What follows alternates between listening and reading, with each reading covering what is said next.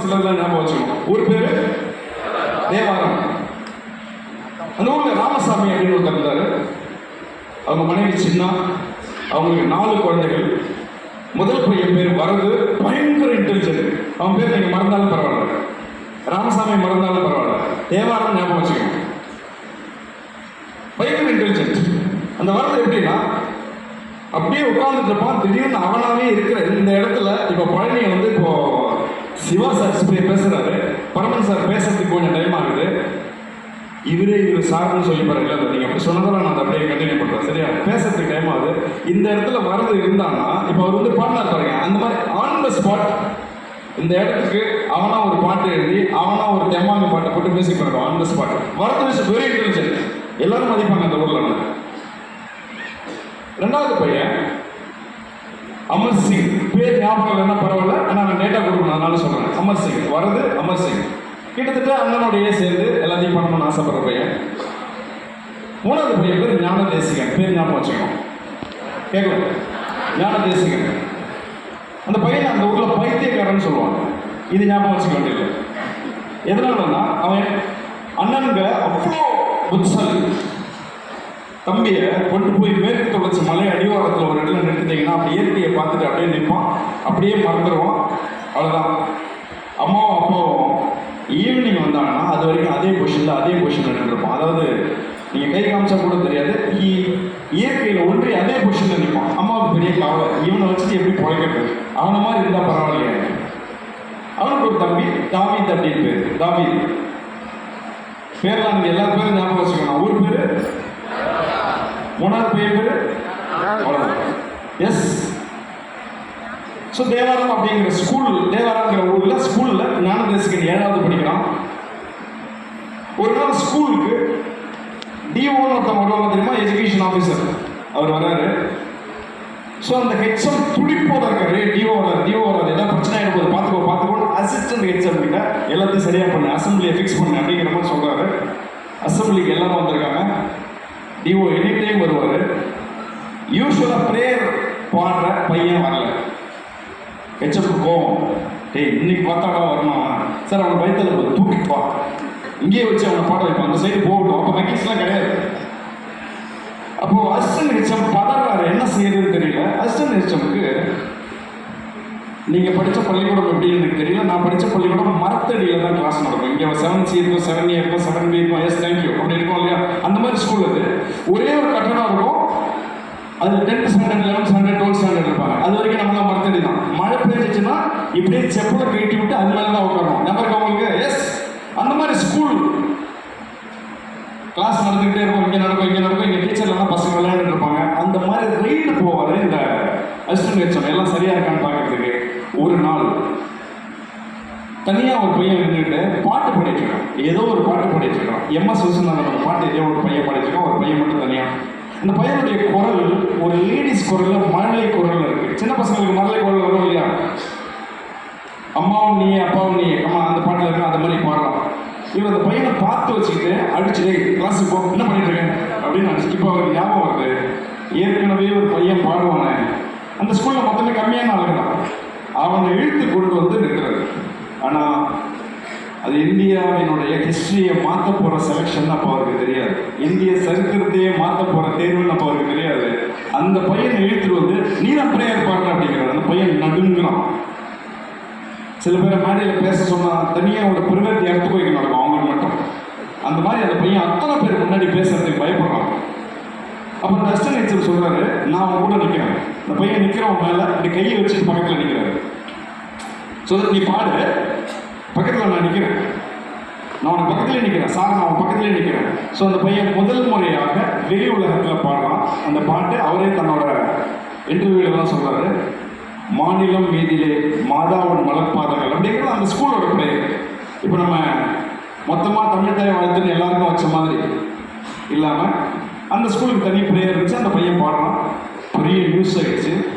யூஸ்வலாக பாடுறவனோட இந்த பையன் நல்லா பாடுறான், எப்படியுமே இவன் தான் பாடணும் அப்படின்னு ஒரு நியூஸ் பண்ணிட்டாங்க. இந்த நியூஸ் ஊர் முழுக்க போகுது. அம்மா அப்பாவுக்கு போகுது. அவங்க அப்பா வேற சொல்லிட்டே செத்து போயிட்டாரு. ராமசாமி சாகும்போது சொல்றாரு, பாரு இவன் தான் நமக்கு மூத்த பிள்ளை, இவன் தான் குடும்பத்தை காப்பாற்றுவோம், பார்த்துக்கோ அப்படின்னு சொல்லிட்டு செத்து போயிட்டாரு. அம்மா அதெல்லாம் கனவா பார்க்குறாங்க. அப்பா அப்பயே சொன்னாரு அப்படின்னு சின்ன பார்க்குறாங்க. அப்போ மூத்த பையன் வரது கம்யூனிஸ்ட் கச்சேரிகள் பண்ணுறான். கம்யூனிஸ்ட் பார்ட்டிக்காக ஒர்க் பண்ணுற ஒரு பையன். இப்போ நிகழ்ச்சி ஆரம்பிக்கிறதுக்கு முன்னாடி அவங்க பாடினாங்க இல்லையா, இந்த மாதிரி கம்யூனிஸ்ட் கூட்டத்தில் அந்த பையன் பாடுவான். ஆன் தி ஸ்பாட் அங்கே பாட்டு எழுதுவான், அவனாவே ஒரு வாசிப்பான், அவனாவே மியூசிக் கொடுப்பான். அந்த மாதிரி ஒரு பையன். தம்பி பொம்பளை குரலில் நல்லா பாடுறானே அவனுக்கு கிடைச்சது ஜாக் பாட்டு. நம்ம வீட்லேயே ஒரு பாடகர் இருக்காரு, எக்ஸ்ட்ரா காசு செலவு பண்ணோம்னா தம்பியை கூட்டு போயிடும். எங்கெல்லாம் போகிறானோ அவங்க தம்பியை கூட்டு போயிடும், அவங்க பாட்டு சொல்லி கொடுத்துருவோம். ஸோ ஆண் குரலில் வரது பாடுவார், பெண் குரலுக்கு பேர் ஞானதேசிகன் பாடுவார். ஞானதேசிகனோட படிப்பு நிறுத்தியாச்சு. இனிமேல் நீ ஸ்கூல் போக வேண்டியதில்லை, உனக்கு தேவையான பணம் எல்லாமே இதில் வருது, நிறைய கச்சேரி வருது, நான் உனக்கு சப்பாத்தி குருமா வாங்கி தரேன், டிப்ஸு காசு கொடுக்குறேன். ஸோ ஞானதேசிகன் ஒரு 4 வருஷம் அண்ணக்கூடிய நிறைய கச்சேரிகளுக்கு போகிறார். அது எல்லாமே கம்யூனிஸ்ட் கச்சேரி. அவர் எழுதுகிற பாட்டு இவர் பாடுவார். சந்தோஷமா இருக்கு. ஒரு நாள் ஞானதேசிகன் அண்ணா மறந்து விட்டுட்டு போயிட்டார். இனிமேல் நீ மேடையில் பாடக்கூடாது, இனிமேல் உனக்கு குரல் செட் ஆகாது அப்படின்னு விட்டுட்டார். உங்களுக்கு தெரியும், 13 வயசுக்கு டீனேஜ் வரும்போது ஆம்பளை பசங்களுக்கு இந்த இடத்துல ஒன்று வருமே, ஆடம் சாப்பிள்னு சொல்லுவீங்க இல்லையா, குரல் உடைப்பான். அது வந்துச்சு அவருக்கு, குரல் மாறி போச்சு. அந்த குழந்தை மல்ல குரல் இல்லை. நம்ம வீட்டிலே சில குழந்தைங்க டீனேஜ் வரும்போது அப்படி பண்ணுறதுல குரல் மாறும்ல, சில பெண்களுக்கே அந்த மாதிரி குரல் வரும். சொன்னாங்க எஸ் அந்த மாதிரி குரல் மாறிடுச்சு. அவனை ரிஜெக்ட் பண்ணிட்டாங்க. பையன் அழகான், ஐயோ நான் இப்போ ஸ்கூல் படிப்பையும் விட்டுட்டேன், பாடவும் அண்ணன் கூட்டு போக மாட்டாரு, ஐயா என் வாழ்க்கை இப்படி ஆயிடுச்சுன்னு ஒரே அழுக. அம்மா கிட்ட அழுக. அம்மா சொல்கிறாங்க இரு ஏதாவது வரும் சொல்லு. பையன் அழுதுகிட்டே இருக்கான், பாட முயற்சி பண்ணுறான், குரல் வரமாட்டேங்குது. கடவுளை திட்டுறான், ஏன் இப்படி என் குரலை எடுத்த, நீ கடவுளா, கம்னாட்டு போய் ஆண்டவா, ஏன் இப்படி பண்ணுற? அம்மா சொல்கிறாங்க, கலங்காதே மகனே காலம் வரும், கலங்காதே மகனே காலம் வரும். எங்கே வரும் காலம்? அண்ணன் அப்படின்னு போயிட்டான். அண்ணன் இல்லாத போது அவனோட மியூசிக் இன்ஸ்ட்ருமெண்ட் எல்லாம் எடுத்து பையன் ப்ராக்டிஸ் பண்ணுறான். அண்ணன் வந்தோடனே அடிப்பாரு, இது தொல்லை மணி. எல்லா வீட்டில் இருக்கிற அண்ணங்களும் தங்களோட கோபத்தை காமிக்கிறதுக்கு தம்பிக்கு தானே மாட்டுவானுங்க. கரெக்டாக இல்லையா சொல்லுங்க? எஸ், தம்பியோ தங்கச்சோ. அதே மாதிரி கொஞ்ச நாள் கழிச்சு ஞானதேசிகன் முடிவு பண்ணுறான், எனக்கு படிப்பும் போயிடுச்சு, மியூசிக்கும் போயிடுச்சு, நான் ஏதாவது கற்றுக்கணும்னு முடிவு பண்ணுறேன். அம்மா கிட்ட போய் சொல்கிறேன், அம்மா நான் பட்டணம் போகிறேன், அங்கே போனால் தான் எதாவது கற்றுக்க முடியும்னு நினைக்கிறேன், எனக்கு இந்த மாதிரி பாட பிடிக்குது, ஆனால் இங்கே இருக்க முடியாது, மேற்கு தொடர்ச்சி மலை அடிவாரத்தில் இருக்க முடியாது, நான் பட்டணத்துக்கு போகிறேன் அப்படின்னு நான் முடிவு பண்ணுறேன். பட்டணம்னா அப்போ பேர் மெட்ராஸ், சரிங்களா? இப்போ சென்னை. ஸோ மெட்ராஸ் கிளம்புறேன் அப்படின்னு அவங்க சொல்கிறோம். கூட தாவீதை கூப்பிட்டுட்டான், தன்னோட இன்னொரு தம்பியை கூப்பிட்டுட்டான். ஏன்னா அது எப்போ முதல் சேர்ந்து வரும். இவனுக்கு 2 பேர் சேர மாட்டாங்க. இந்த தம்பியை கூப்பிட்டுட்டாங்க, சென்னைக்கு வராங்க. பெரிய போராட்டம், டெய்லி பொழப்புக்கு கஷ்டம். ஆனால் ஒரு முடிவு எடுக்கிறாங்க, நான் பாட கற்றுக்கணும், இதில் எனக்கு அறிவு வேணும், நான் கற்றுக்கிறதுக்காக தான் சென்னைக்கு வந்திருக்கேன், பழைப்புக்காக இல்லை அப்படிங்கிற முடிவில் டிவி கோபாலகிருஷ்ணன் அப்படின்னு ஒருத்தர் தான் சென்னையில் மிகச்சிறந்த கர்நாடிக் டீச்சர் அப்படின்னு கேள்விப்படுறாங்க. டிவிஜி நீங்கள் கேள்விப்பட்டிருக்கலாம். டிவி கோபாலகிருஷ்ணன் அவங்க வீட்டில் போய் நிற்கிறாங்க. நம்மால் ஞானதேசிகர் அவர் கேட்குறாரு, என்ன உங்கள்கிட்ட பாட்டு கற்றுக்கணும். அப்படியே பார்க்குறாரு, உனக்கெல்லாம் சொல்லிக் கொடுக்க முடியாது, போ. எதனாலேயோ மனசு கஷ்டம். ஏன் என்னை பார்த்தா கற்றுக்கிற மாதிரி தெரியலையா? என்னோட உருவத்தை பார்த்து மேபி நான் மேட்டுக்குடி இல்லைங்கிறதால என்னை சூஸ் பண்ண மாட்டேங்கிறாரா? எனக்குள்ள இருக்கிற ஆர்வத்தை பார்க்க மாட்டேங்கிறா. நைட்டெல்லாம் ஆகிறாரு. ஆனால் அம்மா சொல்றது ஞாபகம் வருது, கலங்காதே மனம் கேட்கல. அடுத்த நாள் காலையில் 5:30 போய் நிற்கிறாரு. டிவி கோபாலகிருஷ்ணன் எந்திரிச்சு சந்தியாவந்தனம் பண்ணுறதுக்கு முன்னாடி குளிச்சு அவரோட ஐயா முன்னெல்லாம் முடிச்சுட்டு வெளில கதவை திறந்தா நம்மளால் 5:30 மணிக்கு குளிச்சுட்டு ஒரு விபூதியை லேசாக வச்சுக்கிட்டு அங்கே நிற்கலாம், வலிச்சு வாரிட்டு நிற்கலாம். இது கேட்குறாரு, என்ன எனக்கு பாட்டு சொல்லிக் கொடுங்க, சங்கீதம் சொல்லிக் கொடுங்க, போடா. அடுத்த நாள் காலையில் கதவை திறக்கிறார். 5:30 பையன் நிற்கிறான். என்ன வேணும் உனக்கு? எனக்கு பாட்டு சொல்லிக் கொடுங்க, போடா. 4வது நாள் வரலாம், என்ன எனக்கு ஏன் சொல்லி தர மாட்டேங்க? ஜாதி பார்க்குறீங்களா? அதெல்லாம் பார்க்கல.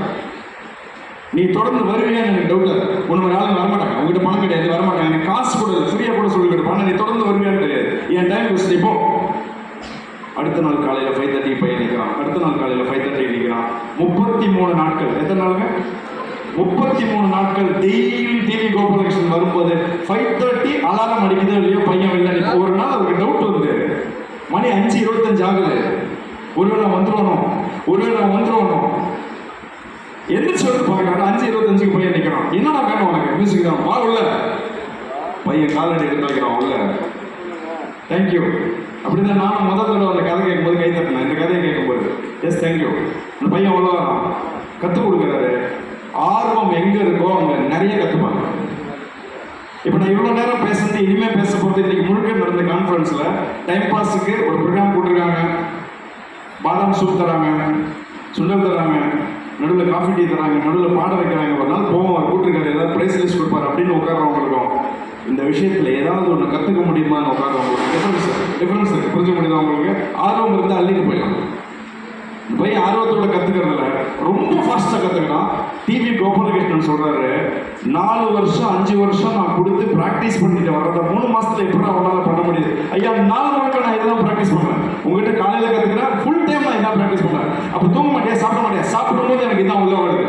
அவருக்கு ரொம்ப பிடிச்சி போச்சு. அப்போ சொல்கிறாரு, இப்படி ஒரு மாணவனை எனக்கு பார்த்ததே இல்லை. நீ இசை உலகத்தில் வரணும்னு ஆசைப்படுற, பாடணும்னு ஆசைப்படுற, இப்போ ஒரு செய், இந்த உலகத்துக்கு தேவையான மாடர்னையும் நீ கற்றுக்கோ, இந்த பக்கம் சாஸ்திரியத்தையும் கற்றுக்கோ.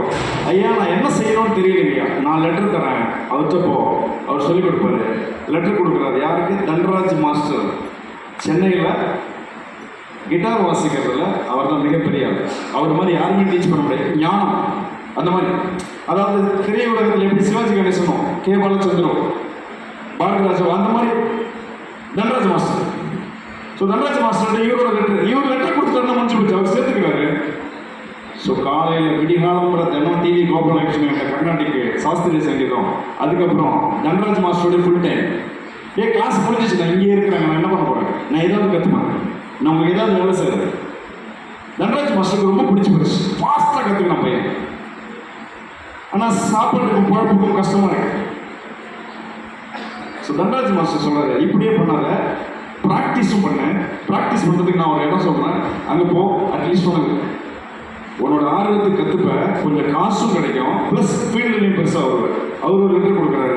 யாருக்கு கொடுக்குறாரு? தன்னுடைய முதல் குருநாதரை, தான் உருவாக காரணமான குருநாதரை அவர் மீட் பண்ண போகிறேன்னு தெரியாமல் அந்த லெட்டர் எடுத்துகிட்டு அவர் வீட்டுக்கு போகிறாரு. அவர் மீட் பண்ணது அப்போ தமிழ், கன்னடம், தெலுங்கு, மலையாளம் சினிமா எல்லாம் சென்னையிலேருந்து இயங்கிட்டு இருந்துச்சு. சேலத்தில் மாடர்ன் தியேட்டர்ஸ், எம்ஜிஆர் கருணாநிதி இருந்த பீரியடுக்கு அடுத்த பீரியட் சென்னை தான் சினிமா. அப்போ இவங்க எல்லாருக்கும் படம் இங்கே தான் நடந்துச்சு. அந்த பீரியடில் ஜி.கே. வெங்கடேஷ் அப்படிங்கிற ஒரு மிகப்பெரிய இசையமைப்பாளர், அவர்கிட்ட இவர் போகிறாரு. பேர் ஞாபகம் வச்சுக்கோங்க. அந்த பையனோட ஊர், பையன் பேர் இப்போ யாரை பார்க்க போகிறாரு? ஜி.கே. வெங்கடேஷ் அப்படிங்கிற பெரிய ஞான கடல் இசையமைப்பாளர். யார் படமான அவர்? கன்னடத்தில் ரொம்ப பெரிய மியூசிக் டைரக்டர். தமிழில் ஏதாவது படம் போட்டிருக்கிற படம்னா இங்கே யாருக்காவது 50+ வயசுன்னா இப்போ நான் சொல்ல போகிற படம் உங்களுக்கு தெரியும்.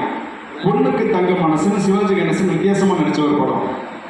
அம்மாடி பொண்ணுக்கு தங்க அந்த மியூசிக் டைரக்டர், அந்த படத்தில் அவர் தான் மியூசிக்.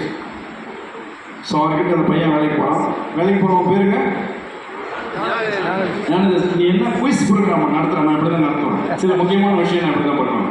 எஸ் ஞானதேசிகன் அவர்கிட்ட வேலை செய்யலாம். டிவி கோபாலகிருஷ்ணன், தன்ராஜ் மாஸ்டர், மீதி நேரம் முழுக்க ஜி.கே. வெங்கடேஷோட ரெக்கார்டிங் கேட்குறேன் ஃபுல் டைம். ஸோ உட்காந்துருப்பாரு. ப்ரொடியூசர் வருவார், சினிமா ப்ரொடியூசர் வருவார், அவங்க இதெல்லாம் சொல்லுவாங்க. அதுக்கப்புறம் டேரக்டர் வருவார். டேரக்டர் உட்காந்து எப்படி கதையை சொல்கிறாரு, எப்படி சுச்சுவேஷன் சொல்கிறாரு, அதுக்கு எப்படி பாட்டு போடுறாரு, எப்படி நோட்ஸ் எழுதுறாரு, எல்லாத்தையும் பையன் உள்வாங்கிட்டு இருக்கான். ஏன்னா அந்த பையனுக்கு என்ன பண்ணுறதுக்கு அந்த 4 எழுத்து ஆர்வம், வாயும், இன்ட்ரெஸ்ட், அவ்வளோ ஆர்வம், எல்லாத்தையும் வாட்ச் பண்ணிட்டே இருக்கான். எவ்வளோ நாள் பண்ணணும் ஒர்க் பண்ணாங்க? ஒரு வருஷத்தில் 52 படம் இந்த பையன் பண்ணுறான் அவங்களோட சேர்ந்து. ஒரு வருஷத்தில் 52 படம் தான். புரியுது உங்களுக்கு? எத்தனை வாரம்? வாரத்துக்கு ஒரு படம். ஒரு வருஷத்துக்கே மொத்தம் 52 வாரம் தான். அத்தனை படம், கன்னட படம், தமிழ் படம், தெலுங்கு படம், மலையாள படம். பையன் பண்ணிக்கிட்டே இருக்கான். எக்ஸ்போஷர் அதிகம், எல்லாத்தையும் கற்றுக்கிறான். டேரக்டர் வந்து உட்காந்துருன்னா சுச்சுவேஷன் நோட்ஸ் எழுதுறதுன்னு அவனுக்கு தெரியும். நோட் எடுத்து வைப்போம். ஒரு நாள் சொல்கிறாரு, நான் சொல்கிற நோட்ஸ் நீ எழுது. எனக்கு நோட்ஸ் எழுத தெரியாது. வந்து இவ்வளோ நாள் வச்சு கற்றுக்கலையா நீ? வா, எப்படி நோட்ஸ் கற்றுறேன். ஒரு மியூசிக் நோட்ஸ் எப்படி எழுதணும்னு கற்றுக் கொடுக்குறது. கற்றுக் கொடுத்ததுக்கு அப்புறம் சென்னையில் சாந்தோம் அப்படின்னு ஒரு இடம் இருக்குது. செயின்ட் தாமஸ் வந்த இடம்ங்கிறதால அது பேர் சாந்தோம். செயின்ட் தாமஸ் வந்த ஏரியா. அங்கே கலிலி அகாடமின்னு ஒரு அகாடமி இருக்குது, இன்னும் இருக்குது.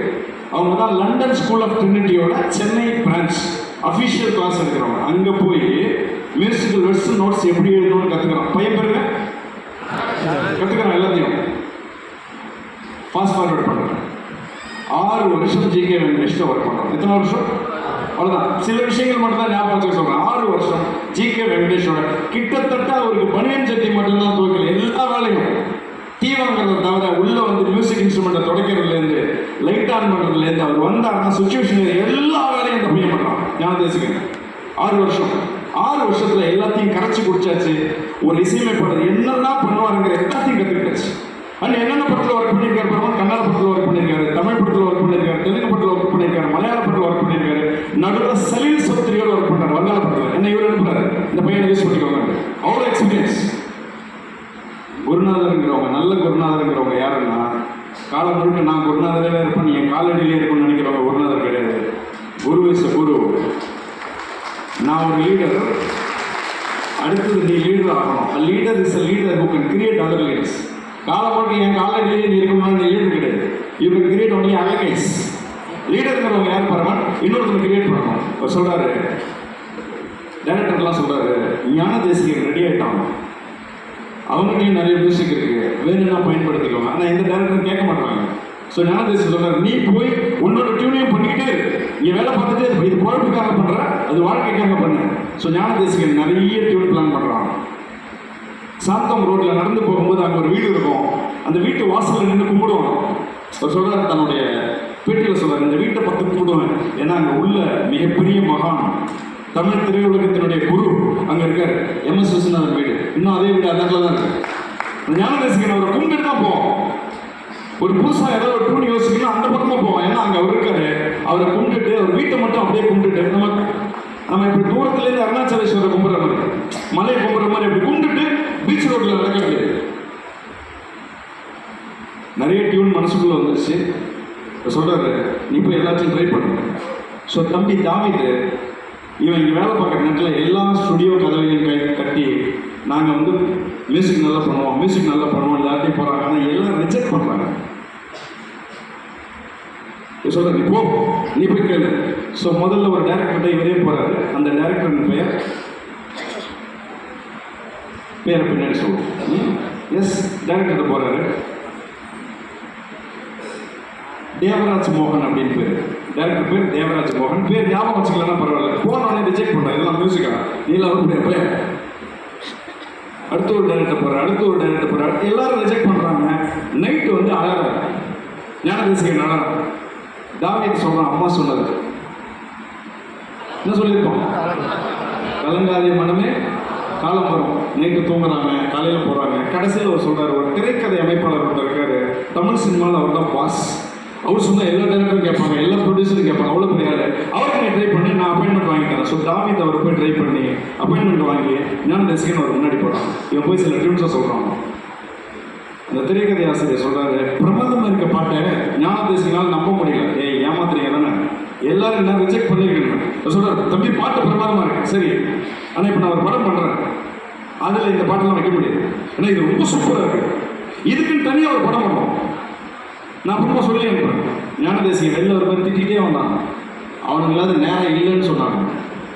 இந்த ஆள் ஒரு கதையை சொல்லி நான் அதுக்குன்னு ஒரு படம் பண்ணுறேன்னு சொல்லிட்டு வர அண்ணன் திட்டிட்டு வந்துட்டு இவர் பிஸி ஆகிட்டார். சலீல் சௌத்ரி படத்தில்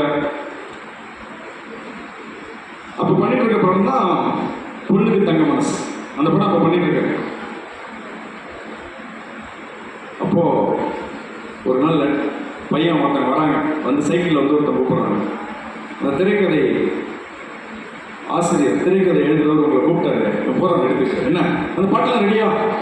ஆமாம், என் ரெடியாக தான் இருக்கு, இன்னும் யாருக்கும் யூஸ் பண்ணல, நம்ம படம் பண்ண போகிறோம். கேட்கலாம், அப்போ நிஜமாக தான் சொன்னீங்களா நீங்கள், வேற படம் பண்ணிட்டு? ஆமாம், உனக்காக தான் சொன்னேன். ஸோ 2 பேரும் சேர்ந்து படம் பண்ணுறாங்க. ஞானதேசிகனுடைய பாடல்கள் எல்லாம் ஓகே ஆகுது. அதே பாட்டு எனக்கு அப்படியே கொடுக்குறாங்க. படம் அவர் சொன்னதால டைரக்டருக்கு வேறு ஆப்ஷனே இல்லை. டைரக்டர் யார்? ரிஜெக்ட் பண்ண டைரக்டர் தேவராஜ் மோகன் தான் டைரக்டர். நான் சொல்கிறது இவர் படம் ப்ரொடியூஸ் பண்ணுறாங்க. ஆல்மோஸ்ட் ரெக்கார்டிங் முடிஞ்சிருச்சு. டைட்டில் கார்டுன்னு ஒன்று போடுவாங்க இல்லையா, டைட்டில் கார்டு. இப்போ சூப்பர் ஸ்டார் ரஜினி எடிட்டிங் இப்படிலாம் போடுவாங்க இல்லையா, டைட்டில் கார்டு போட போகிறாங்க. டைட்டில் கார்டு போடும்போது அப்போலாம் டைட்டில் கார்டு கையில் எழுதுவாங்க, தெர் இஸ் நோ எடிட்டிங், கையில் எழுதுவாங்க. ஸோ திரைக்கதை ஆசிரியர் கேட்குறாரு அவர்கிட்ட, தம்பி உன் பேருக்கு ஸ்பெல்லிங் என்ன, ஜிஎன்ஏவா ஜேஎன்ஏவா, ஞான தேசிகன் எப்படி எழுதுவார்? ஏன்னா ஒரு குழப்பமா இருக்கு, ஜிஎன்ஏன்னு எழுதுவியா ஜேஎன்ஏன்னு எழுதுவியான்னு அவர் கேட்குறாரு. ஞான தேசிகன் சொல்றாரு, ஐயா இங்க கொஞ்சம் பேருக்கு கதை கேட்குறாங்கல்ல, விடுங்களா அவங்க. பக்கத்தில் இருந்தவர் யார் தெரியுமா, யார் கதை சொல்றாரு தெரியுமா? இப்போ என்ன பேருக்கு அந்த சஸ்பென்ஸ். யூஎஸ்ல வேலை பார்த்த பீரியட்ல ரெட்வுட் சிட்டின்னு ஒரு ஊரில் நாங்கள் வாழ்ந்தோம். சான் பிரான்சிஸ்கோவில் ஒரு படம் ரிலீஸ் ஆகுது, கலைஞர்னு ஒரு படம். நாங்கள் இருந்த ஏரியாவில் எங்கள் தேட்டரில் ரிலீஸ் ஆகல. ஆனால் எங்களுக்கு தமிழ்நாடு கமல் படம் ரிலீஸ் ஆகிருக்கு, ரஜினி படம் கமல் படம்லாம் போயிடுவோம். எல்லாரும் கிளம்பி போகிறோம். ஆஃபீஸ் ஆஃப் டே போட்டுட்டு நாங்கள்லாம் ரொம்ப தூரம் கார் பூலின்னு சொல்லிட்டு 4-5 பேர் சேர்ந்து ஒரே காரில் ட்ராவல் பண்ணி ஒரு படத்துக்கு வரோம்.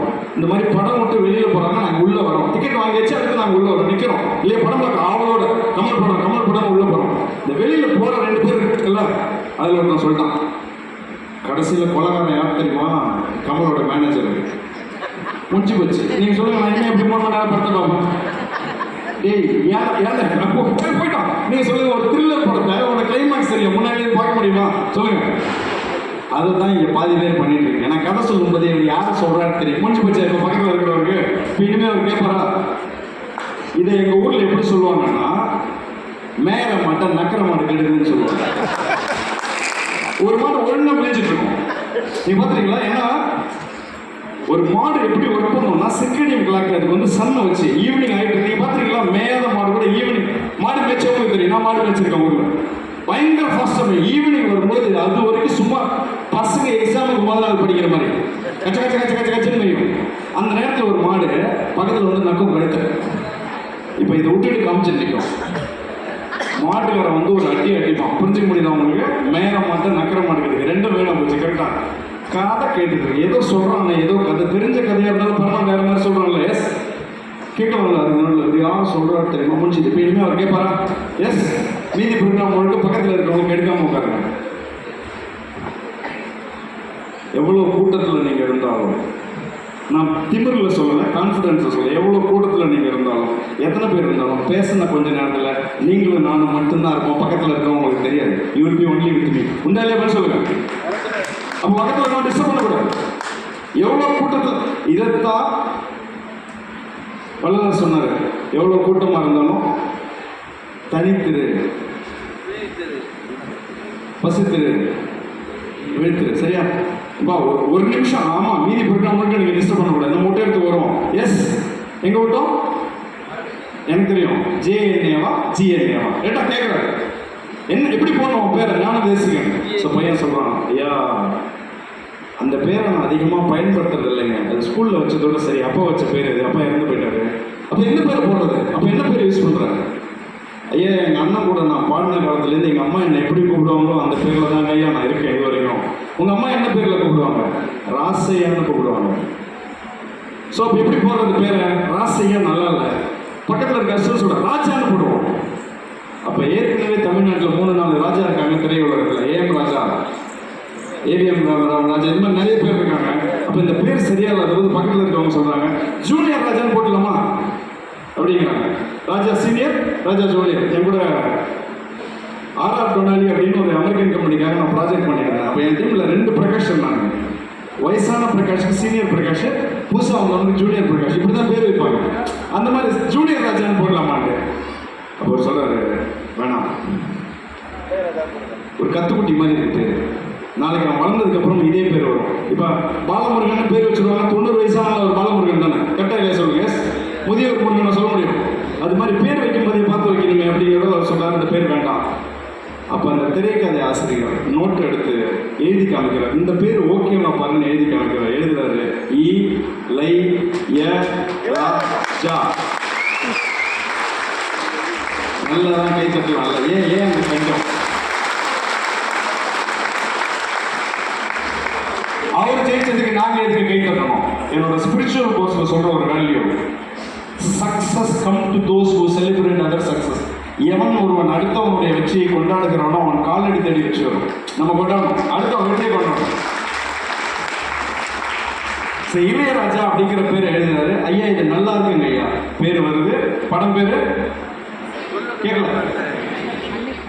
6 மாசம் 1 வருஷம் மேனிவாடு, ஏதான் முதல் பாட்டு. எஸ், உங்களுக்கு அதெல்லாம் தெரியாது. S, exactly. டேரக்டர் பேரு அது நீ ஞாபகம் வச்சுக்க வேணாம்னு சொன்னீங்க பாருங்க. நானே சொல்றேன், தேவராஜ் மோகன், who rejected first. அப்ப இது ஓகே பண்ணது யார் பாருங்க? அந்த திரைக்கதை ஆசிரியரின் பெயர் என்ன பாருங்க? பஞ்சு அருணாசலம். அவர் தான் திருப்பி போட்டு சான்ஸ் போட்டு, இதெல்லாம் உங்களுக்கு தெரியும். அதுக்கப்புறம் இளையராஜா பண்ணதெல்லாம் பெரிய விஷயங்கள். எஸ், பெரிய விஷயங்கள்.